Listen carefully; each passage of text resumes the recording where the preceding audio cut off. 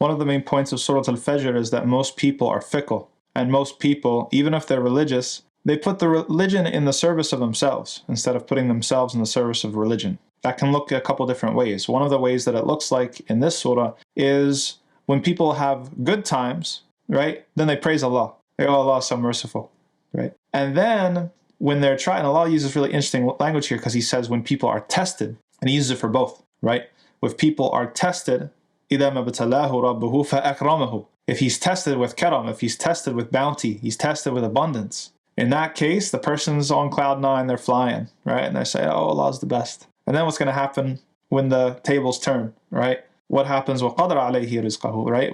When Allah tests him with a different test. Not the test of wealth, now the test of poverty, now the test of hardship. Oh, then he cries out, ahanan, right? He says that, oh, like this is such a bad thing. This is so terrible. So look at how fickle human beings are. And then Allah, his answer is really, really interesting. He says, كَلَّا بَلْ لَا تُكْرِمُونَ الْيَتِيمِ. He's like, you're not taking care of the orphan. Really interesting. Really interesting response to that, like that fickle nature, because the person's all focused about themselves, right? The person's doing well as long as they're doing well. And they're religious as long as they're doing well. And then the wheels fall off when the first adversity comes. And Allah asks, what are you doing for those who are less fortunate than you, right? What are you doing for the orphans, right? What are you doing to feed the poor? And you consume wealth and you consume this sort of thing. وَتُحِبُّونَ الْمَالَ حُبًّا جَمًّا. And you love wealth too much. You love the things of the dunya too much, right? That's why. That hits it on the head right there. Why are we so fickle?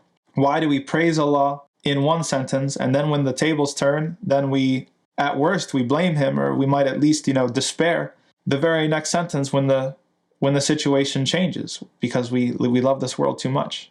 Our state, our emotional state, our spiritual state even sometimes is tied to how we're doing in the dunya. And so when we're riding high, we feel like we're the best believer out there. And then in tough times, then we shrink. And Allah subhanahu wa ta'ala wants us to get it in our heads that we have to have a process and we have to be dedicated to the process. And we have to trust. It's not just, we can't just assume that the amount of wealth we have or the amount of ease we have is an indication that we're doing something right. No, that's backwards, right? If Allah loves you, he's going to test you and he's going to make it hard for you, because that's to show what you're truly made of, right?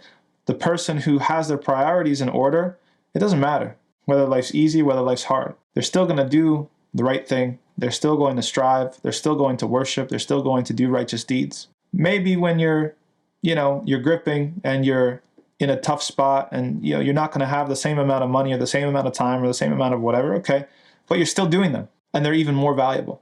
So Allah subhanahu wa ta'ala wants us to be consistent. He doesn't want us to be fickle. And that's something he teaches us in Surah Al-Fajr.